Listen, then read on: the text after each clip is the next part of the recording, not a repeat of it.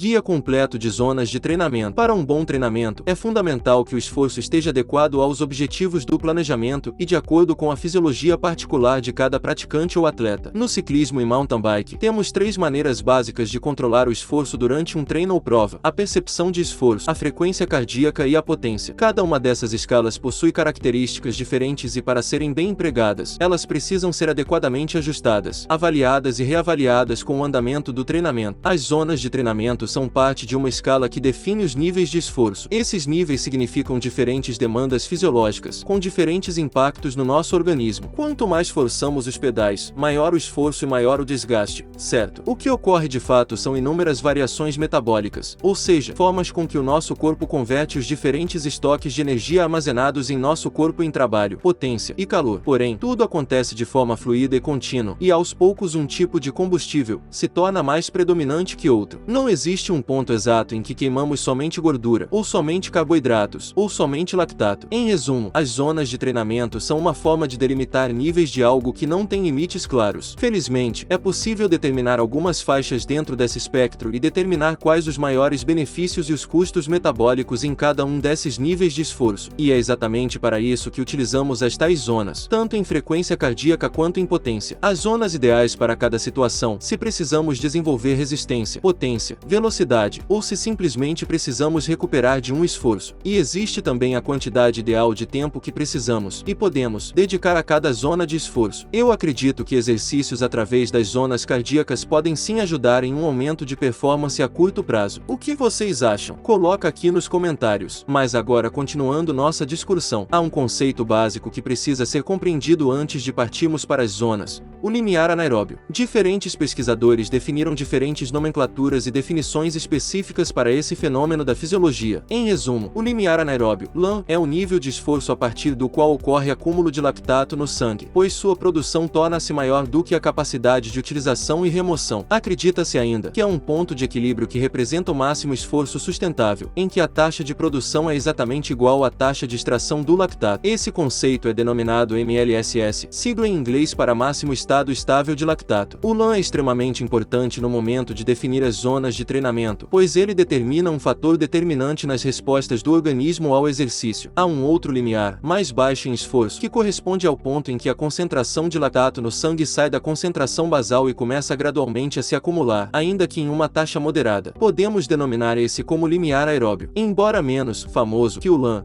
tem um significado especial. É próximo a ele que a gordura participa como maior fonte de energia no exercício. Voltaremos a isso adiante. Há diversos métodos para determinar ou estimar os limiares, e a escolha depende principalmente dos recursos disponíveis. A maior precisão é alcançada por um teste de esforço progressivo em laboratório com aferição da concentração de lactato no sangue e volume de gases da respiração, no qual é possível encontrar com boa exatidão os limiares aeróbio e anaeróbio, o VO2 max e outros dados. Porém, ter acesso ou encontrar um laboratório bem equipado que ofereça esse serviço não é exatamente algo simples. Felizmente, temos algumas alternativas baratas e acessíveis e razoavelmente práticas. Os testes de performance em campo. 20 minutos. O protocolo mais difundido é o teste proposto pelo Dr. Andrew Kogga. Nele, há um aquecimento específico e uma queimada de 5 minutos para ativar os metabolismos envolvidos próximos ao VO2 max e também para ceifar eventuais excessos de ímpeto. Na sequência, após um período de recuperação, realiza-se um contrarrelógio máximo de 20 minutos. O LAN e o FTP são estimados a partir da média simples dos valores obtidos nesses 20 minutos, mais descontados 5% no caso da potência. T30, indicado anos atrás por Joe Friel. Esse é um teste fácil de executar e adequado para atletas de todos os níveis. É um contrarrelógio máximo de 30 minutos. Assim como no teste de 20 minutos,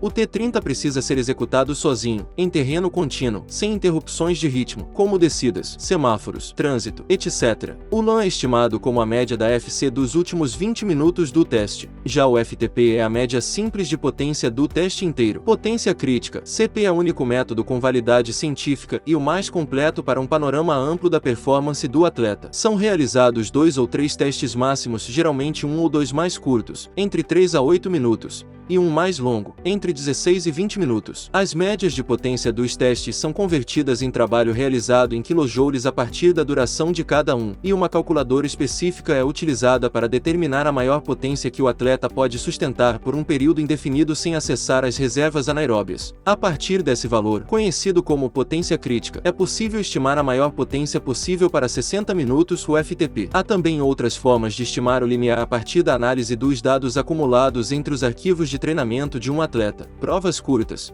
1 hora de duração, geralmente tem médias de FC e potência que podem indicar o LAN do atleta. Essas análises dependem de uma boa experiência e olhar do treinador, e idealmente devem ser mais um indício do limiar, e não um substituto para os testes. Com os limiares em mãos, o próximo passo é calcular as zonas a partir das porcentagens estimadas tanto para FC quanto potência. Posso usar a Fmax para calcular as zonas de frequência cardíaca? Não. As fórmulas baseadas em Fmax não dão conta de estimar as zonas de treinamento de maneira adequada. As zonas existem para delimitar respostas fisiológicas específicas dentro do espectro do esforço, e essas fórmulas não levam em consideração o fator mais importante, que é o limiar anaeróbio. Por exemplo, dois atletas com a mesma Fmax podem ter o LAN em pontos diferentes. Ao realizar um treino de intensidade, um atleta poderá estar acima do limiar anaeróbio, enquanto o outro estará abaixo, resultando em um estímulo e impacto muito diferente para o organismo. Do ponto de vista estritamente fisiológico, precisaríamos apenas de 3 zonas. Porém, para elaborar um treinamento bem estruturado e que contemple as diferentes demandas e situações,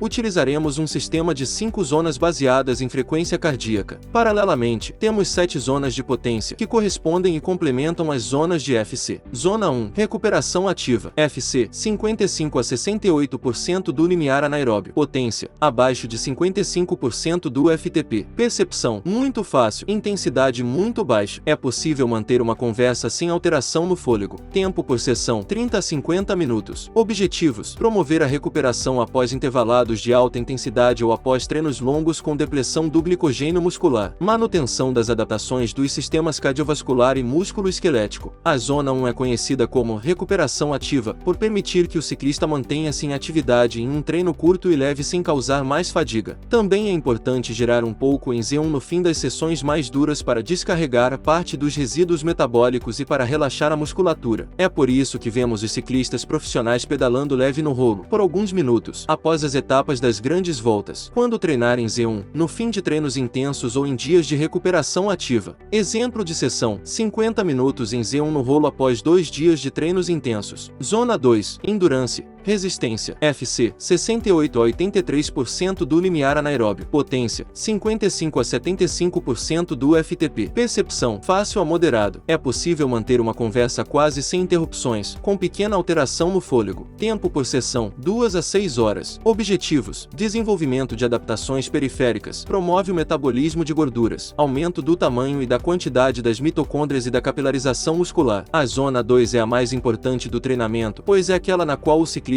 deve passar a maior parte do tempo, em todas as fases da preparação. Ela é fundamental para o condicionamento aeróbio e resistência. O tempo em Z2, dependendo do atleta, da modalidade e do momento, pode representar 60 a 90% do total semanal na maioria dos casos. Esse é o nível de intensidade na qual o corpo aprende a utilizar prioritariamente as reservas lentas de energia às gorduras. Pouco trabalho em zona 2 resulta em má resistência e economia, ou seja, o atleta será pouco eficiente mesmo quando em zonas mais altas.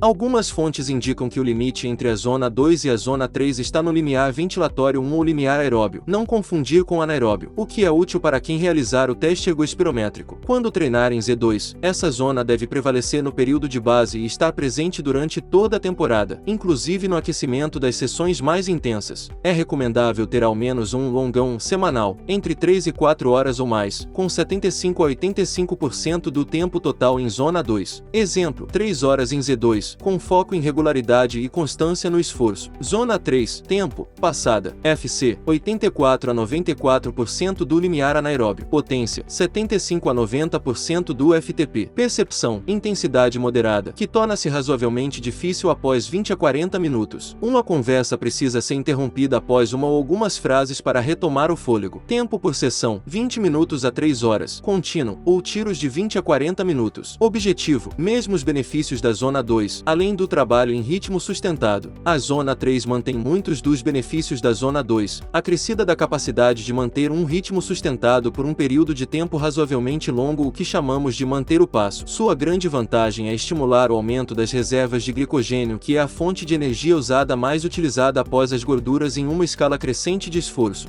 Geralmente é a intensidade mantida na maior parte do tempo naqueles treinos longos e mais animados, em grupo. Não por acaso, um atleta com excelente condicionamento permanecerá muito tempo em Zona 3 durante provas de estrada ou XCM. Porém, ao contrário da Zona 2, a Z3 é cansativa e seu desgaste não compensa os prejuízos para o tempo dedicado ao endurance. Por isso, um treinamento bem planejado prevê poucos exercícios em Z3, para dar prioridade ao trabalho em Z4 e manter um bom volume em Z2. Isso é feito para otimizar o equilíbrio entre estresse de treino, volume e os benefícios esperados. Quando treinar em Z3, em trechos mais duros, como subidas, nos treinos de resistência, Z2, como estímulo intermediário durante o período de base ou em treinos coletivos mais intensos, como pelotões e simulações de corrida. Exemplo, em percurso plano, executar 2 a 4 tiros de 20 minutos em Z3, intercalados com 10 minutos em Z1 Z2 para descanso. Manter cadência ligeiramente baixa, 60 a 70 RPM, durante os tiros. Zona 4. Limiar, FC, 95 a 104% do limiar anaeróbio. Potência, 90 a 105% do FTP. Intensidade alta, difícil após alguns minutos. É possível proferir uma série de palavras ou uma frase antes de precisar de um tempo equivalente para retomar o fôlego. Sensação de queimação nas pernas após vários minutos, dependendo do condicionamento. Tempo por sessão, tiros de 5 a 20 minutos. Em algumas situações, 30 a 50 minutos contínuos. Promoção de adaptações centrais, como aumento do volume sistólico, aumento da capacidade aeróbia máxima e consequente elevação do LAN e FTP e da tolerância ao lactato. A Z4 é importante por influenciar as capacidades máximas, mas ao mesmo tempo é sustentável por alguns minutos. Bons exercícios nessas zonas podem elevar os valores dos limiares, seja empurrando-os por meio de tiros mais longos na metade inferior da zona ou puxando-os por meio de tiros um pouco mais curtos na metade superior. Em Z4, o atleta recorre ao lactato, mas ainda dentro dos limites da capacidade de remoção, e é estimulando esse mecanismo que os limiares podem ser ampliados. O trabalho em Z4 também estimula mitocôndrias a reprocessar o lactato, tornando-a mais versáteis e com maior capacidade enzimática. Além disso, a Zona 4 representa boa parte dos momentos mais duros de uma prova, ajudando o atleta a adaptar-se a essas situações. Quando treinar em Z4, treinos intervalados, com foco em qualidade, 1 a 2 vezes por semana. Um bom ponto de partida é alcançar algo entre 20 e 40 minutos ao total em uma mesma sessão,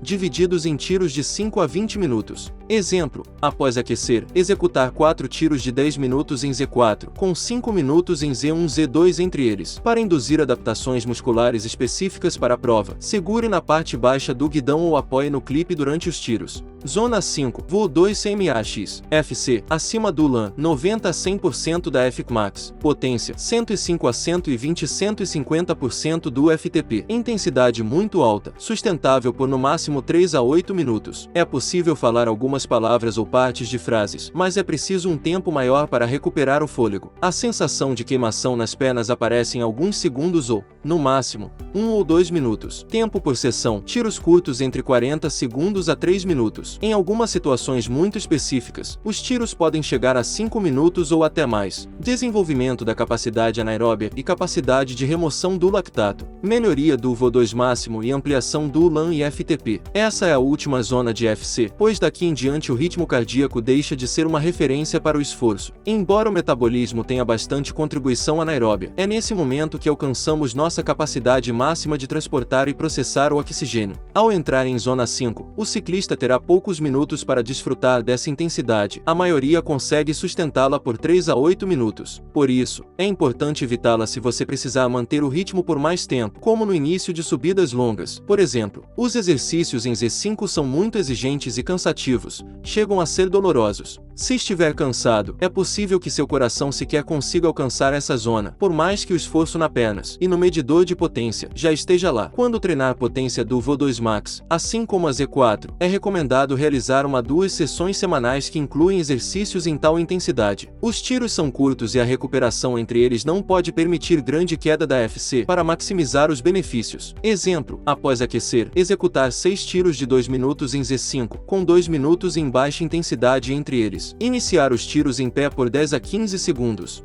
Girar leve por 20 a 30 minutos e repetir a série. Zona 6. Capacidade anaeróbia. Potência: 120, 150, 150, 200% do FTP. Muito difícil. Sustentável por no máximo 1 a 3 minutos. Exige concentração e você consegue falar menos que um punhado de palavras. Esqueça o fôlego. Pernas queimam quase que imediatamente. Tempo por sessão: tiros de alguns segundos a no máximo 2 a 3 minutos. Desenvolvimento da potência máxima e força muscular. Velocidade de movimento e capacidades motoras. Aqui temos um esforço extenuante, que exigirá algum tempo de recuperação e que é útil para situações específicas, como subidas muito curtas e decisivas. Últimos 2 km de uma prova de estrada, no plano, atacar o pelotão, etc. Para quem compete, é importante dominar o quanto é possível resistir nessa zona e quanto tempo é preciso para se recuperar de um esforço nela. Quando treinar potência anaeróbia, simulações de situações de prova, treinos muito específicos e quando você quiser deixar seus amigos para trás. Exemplo: após um bom aquecimento, executar 2 séries de 8 tiros de 40 segundos em zona 6, potência ou percepção, intercalados com 20 segundos soltando. Zona 7, potência neuromuscular, potência, acima de 150 a 200% do FTP. Percepção, é simplesmente o máximo que você consegue fazer, por poucos segundos, sobre uma bicicleta. Exige foco total, então nem pense em conversas e fôlego. Não há tempo para isso. Tempo por sessão, sprint 10 a 20 segundos. Hipertrofia muscular, desenvolvimento das conexões neuromusculares, melhoria da potência máxima e técnica. Corpo curvado adiante, cabeça baixa, quadril no alto, trabalho total de pernas, braços e tronco. Sprint lidam não apenas com sua potência máxima ou próximo da máxima, mas também exigem bastante treino para refinar a técnica e conseguir extrair o máximo desse momento. Quando treinar potência neuromuscular, aprimorar sua técnica e potência no sprint para uma prova, ou quando você realmente quer sair antes de todos no semáforo verde. Exemplo: após um excelente aquecimento, procure um aclive leve, sem trânsito e outros riscos e veja o quão veloz você consegue ser. Acompanhe tudo sobre ciclismo mais de perto se inscrevendo em nosso canal. Lembre-se de ativar as notificações para não perder um vídeo. Agora um aviso super